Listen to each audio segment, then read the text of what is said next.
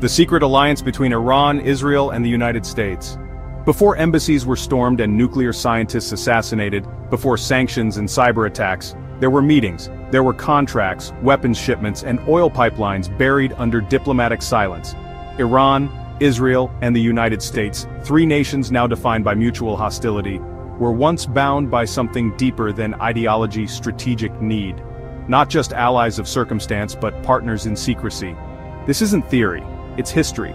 A history made of backroom deals, shared enemies, and political illusions. Not because these relationships were unimportant, but because remembering them makes today's story harder to tell. It all begins in 1951, when Mohammad Mossadegh, the elected Prime Minister of Iran, took a step that would reverberate for decades. He nationalized the Anglo-Iranian Oil Company, what we now call BP. In doing so, he challenged not just British interests, but an entire post-colonial system of control. For the United States and the United Kingdom, it wasn't just about oil, it was about precedent, influence, and the fear that if one country succeeded in nationalizing its resources, others would follow. In 1953, the CIA and MI6 orchestrated a coup. Operation Ajax was its code name, and honestly, it relied on a cocktail of misinformation, bribed military officers, and manufactured street protests. The goal was simple: remove Mossadegh and restore the Shah Mohammad Reza Pahlavi to absolute power. Within just a few days, it worked. Mossadegh was arrested and placed under house arrest, where he would remain until his death. The Shah returned to Tehran as a monarch reborn, this time not just as a ruler but as a client of the West. From there, the alliance deepened quickly. Over the next 2 decades, the United States poured billions of dollars in military aid into Iran, transforming it into one of the most heavily armed states in the region. American advisors trained Iranian pilots to fly F-14s. Engineers from US nuclear programs helped Iran develop atomic infrastructure, before the word nuclear became politically radioactive.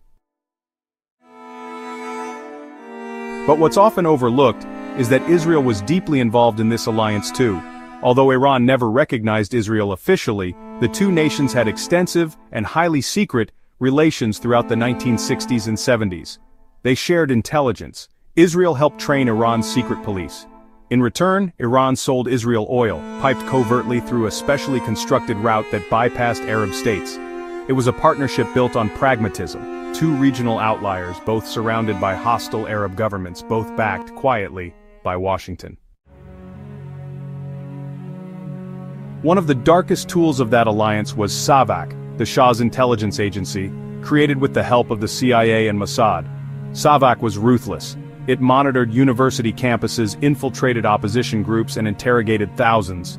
Torture was systemic: electric shocks, sleep deprivation, mock executions.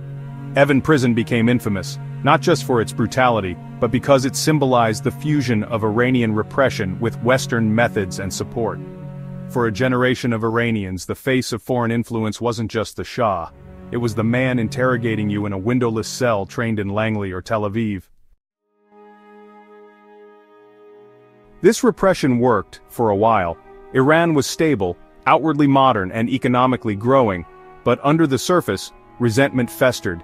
The disconnect between the wealthy elite and the rural poor widened. Political dissent was silenced, but not extinguished. And the perception that Iran had become a puppet of the West began to harden into fury. In 1979, everything unraveled. A popular uprising, fueled by students, clerics, workers, and entire swaths of the population, forced the Shah to flee. Into that vacuum returned Ayatollah Ruhollah Khomeini, after years in exile. Within weeks, Iran was declared an Islamic republic, and within months, the old alliances had not just ended, they were inverted. Israel's embassy was seized and handed over to the PLO. American advisors were expelled. SAVAK was dismantled. And on November 4, 1979, a group of young revolutionaries stormed the United States Embassy in Tehran. 52 Americans were taken hostage. The demand? Return the Shah, who was then receiving cancer treatment in New York. But honestly, the message was much broader. This was payback, for the coup, for the decades of interference, for the secrets, and for the silence. The hostage crisis lasted 444 days. The Carter administration's rescue attempt, Operation Eagle Claw, ended in catastrophe, with helicopters grounded by sandstorms and a deadly crash in the Iranian desert. For the United States, it was a national humiliation.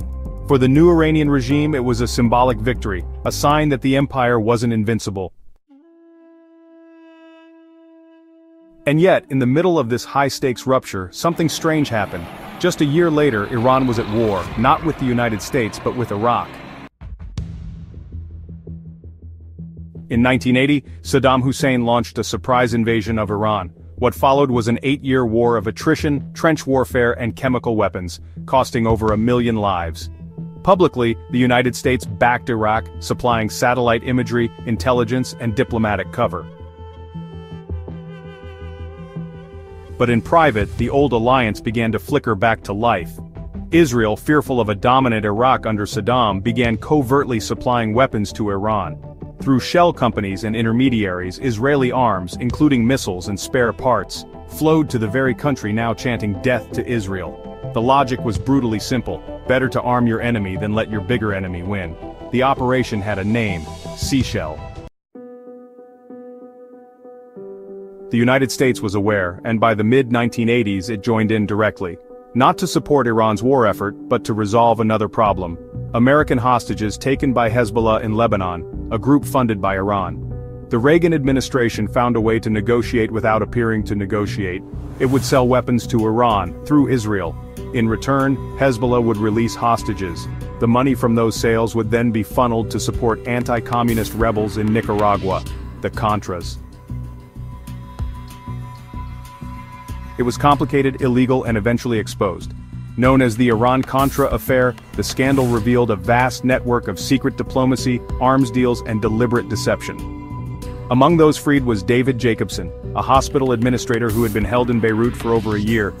His release was one of the few visible outcomes of a shadow war that had turned the logic of foreign policy on its head. After the scandal broke, the alliances collapsed publicly for good, but the legacy of that hidden era never went away.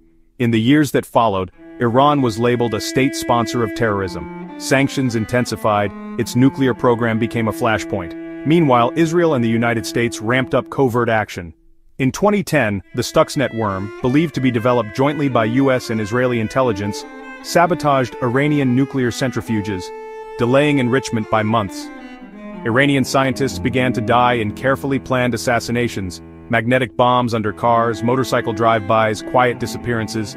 Iran responded with proxy wars, cyber attacks, and regional destabilization. The alliance was gone. But the tools that once held it together, covert operations, intelligence networks, backroom diplomacy, remained. Ask most people today and they'll tell you Iran and Israel have always been enemies. That the US has always stood on the other side of Tehran's ideology. But that's not true. They were allies, real allies. Not in name but in action.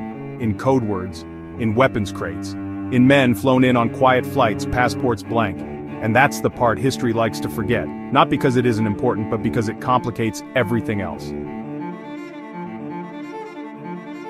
History rarely moves in straight lines. The same nations that now exchange threats once exchanged favors, files, and fuel. They trained each other's spies, they sold each other weapons, they saved each other's leaders, then they turned on one another. The story of Iran, Israel, and the United States isn't one of eternal conflict. It's one of shifting interests, made in embassies, hidden in crates, and remembered only by the people who signed the receipts. So the question isn't whether they'll fight again, it's whether they ever really stopped dealing.